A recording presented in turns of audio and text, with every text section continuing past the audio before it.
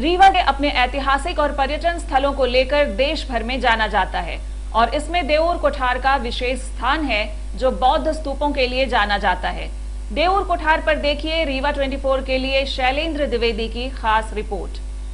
देऊर कोठार रीवा से उत्तरी छोर पर प्रयागराज नेशनल हाईवे के कटरा स्टेशन से 3.5 किलोमीटर दूरी पर स्थित है। मध्य प्रदेश सर्वेक्षण की मदद से किए गए उत्खनन में साल 1999 से 2000 के बीच देऊर कोठार क्षेत्र में बौद्ध स्थापत्य के अति जरूरी पुरावशेष पाए गए थे। इनमें स्तूप के स्पष्ट अवशेष साफ तौर पर दिखाई देते हैं। पुरावशेषों की खोज का श्रेय डॉक्टर फणिकांत मिश्र और स्थानीय शोधकर्ता अजीत सिंह को जाता है। मौर्य एवं शुंग काल के ये अवशेष ईसा पूर्व 2री तथा 3री शताब्दी के मध्य के हैं। शोध अध्ययन से स्पष्ट हुआ कि यहाँ पर बहुत बड़ा बौद्ध स्मारक मौर्य एवं शुंग काल में रहा होगा। इस स्थल का संबंध भरहुत तथा कौशाम्बी से भी रहा होगा। यहाँ पर कई शैलाश्रय भी हैं, जहाँ आदि मानव की तरफ से लाल सफेद रंग के भित्ति चित्र बनाए गए थे। यहाँ कुल 40 स्तूपों के अवशेष अब तक प्राप्त हुए हैं, जिनमें से ईंट द्वारा निर्मित स्तूप क्रमांक 1 अत्यधिक महत्वपूर्ण है। ये स्तूप चौकोर चबूतरे के ऊपर निर्मित है,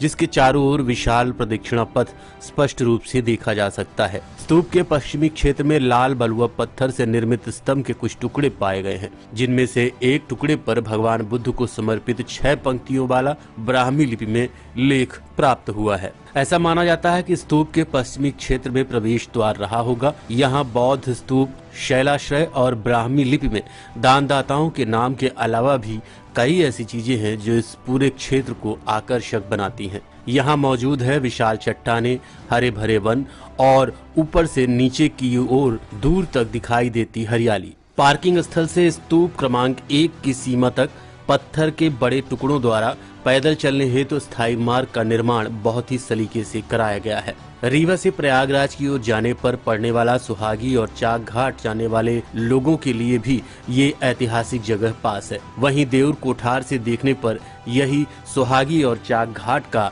मनोरम दृश्य भी दिखाई पड़ता है। यह स्थान रीवा जिले के महत्वपूर्ण पर्यटन केंद्र में तब्दील हो सकता है।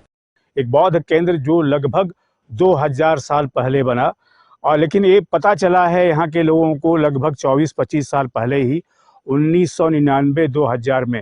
यहाँ लिखा हुआ, मैं आपको दिखाऊं कि यहाँ लिखा हुआ है कि विस्तृत अध्ययन एवं अत्यंत पुरातत्वीय उत्खनन 1999 और 2000 से ज्ञात हुआ और यहाँ मौर्य तथा शुंगकालीन ईसा पूर्व 3री या 2री शताब्दी विभिन्न प्रकार के पुरावशेष हैं, जिनमें स्तूप, विहार, अवशेष आदि हैं।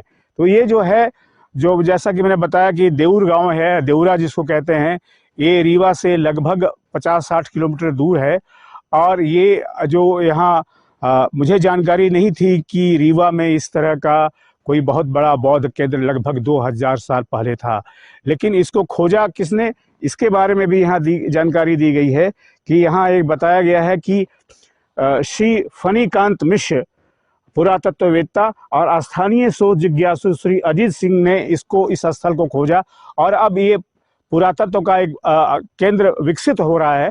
ये तो मैं नहीं कहूँगा कि पूरी तरह विकसित हो गया, पर विकसित हो रहा है और यहाँ लोग आते रहते हैं। अभी जब मैं गया था अंदर की तरफ, जहाँ पुराने अवशेष हैं जो बड़े हैं आकार में, यहाँ तो छोटे छोटे दिखाई पड़ रहे हैं। तो ये आप समझ लीजिए कि ये लगभग 40 से 50 के बीच में यहाँ स्तूप थे और ऐसा माना जाता है कि कौशाम्बी से अवंती तक के इलाके में या उज्जैन तक के इलाके में जो बौद्ध यात्री जानते थे, उन्होंने कभी बनाया होगा।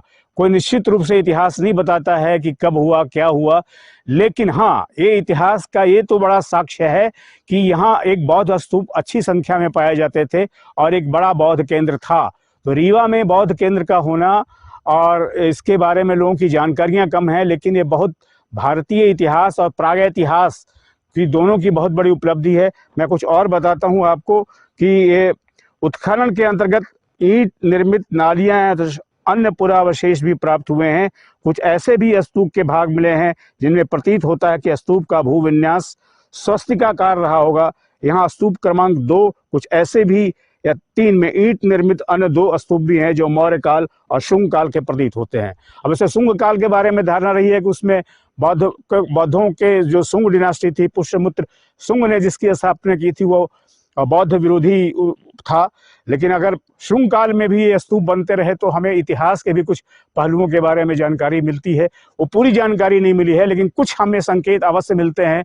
और अगर एक बौद्ध धर्म से जुड़े लोग, बौद्ध संस्कृति से जुड़े लोग जो आज पूरी दुनिया में फैल रहे हैं, जापान में, कोरिया में, चीन में, अब बौद्ध संस्कृति सिर्फ भारतीय लोगों की रुचि के विषय नहीं हो, बल्कि भारत के बाहर के लोगों की रुचि का विषय है। तो मुझे लगता है कि ऐसे लोगों के लिए भी यह स्थल जो है, यह जो देवरा गांव जो है रीवा जिले में, जो रीवा शहर से लगभग 50-60 किलोमीटर की दूरी पर है, एक बड़ा केंद्र साबित होगा। 1000 साल नहीं, बौद्ध स्तूप ये 2-2.5 हजार साल पुराना है, बौद्ध के टाइम का है। और ये भारत में जब बौद्ध काल था, बहुत पूरा विकसित था, सांची से लेकर के और आगे तक जाने का था। ये देऊर कोठार है ना, सुहागी पहाड़ में है। और फिर रीवा सतना में भी, सतना में बहुत बड़ा है, वो लगभग यूनिवर्सिटी जैसे बड़ा था। तो ये रास्ते का था और ये बहुत बड़ा बौद्ध स्तूप था। किसी जमाने में जब मैं हायर सेकेंडरी स्कूल में पढ़ता था, थोड़ी दूर यहाँ से गढ़ है, तो यहाँ ईंटें निकलते थे, बड़े भट्टे बड़े बड़े ईंटें, बड़ी साइज के चौकोर हैं, और उनको लोग ले जा करके घरों में बनाते थे। स्कूल बने, कॉलेज बने, ये कॉलेज नहीं बने, ये घर में लोग अपना अपना निकाल के बनाते थे। धीरे धीरे पता चला ऐसे कि ये ऐसे बहुत सारे हैं जंगल में। तो एक यहाँ के ठाकुर साहब थे अजीत सिंह जी, उन्हें देखा तो धीरे धीरे समझ में आने लगा कि ये बौद्ध स्तूप है।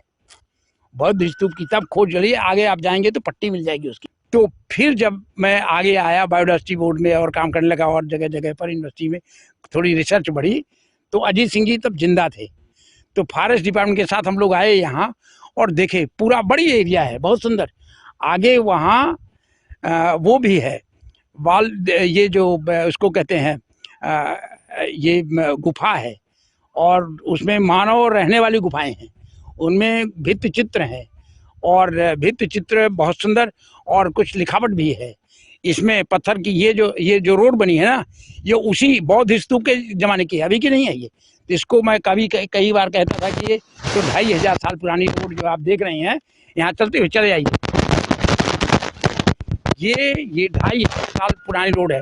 और इसके पत्थर आप देखिए कि कैसे लगे हैं, तो कोई चौकोर तिकोने नहीं है, यहीं के पत्थर, बिना गढ़े पत्थर किस तरीके से सजा करके लगा दिए गए हैं कि ये बस थोड़ा बहुत इसको रिनोवेट किया है, और बाकी सब पत्थर ऐसे ही बड़े बड़े लगे थे। ये देखिए कितनी बड़ी बड़ी चट्टानें हैं और किस तरह से सेट किया। तो ये मैं लगभग इसको 50 साल से तो मैं देख रहा हूँ। तो ये जो है, ये पूरा क्षेत्र गुफाओं से भरा हुआ है। आगे जो यहाँ एक वाटरफॉल है, वाटरफॉल से बहुत सुंदर पानी निकलता है, उसमें नीचे रहने की जगह थी, आदि मानव यहाँ रहा करते थे। तो ये कह सकते हैं कि पुरानी संस्कृति है हमेशा की। थोड़ी दूर पर चित्रकूट है, यहाँ जाते तो अनसुईया वो सतयुग का हो गया, राम का हो गया, चित्रकूट का त्रेता का हो गया, त्रेता में भगवान राम आए, और फिर बौद्ध काल में यहाँ आए, शंकराचार्य यहाँ आए।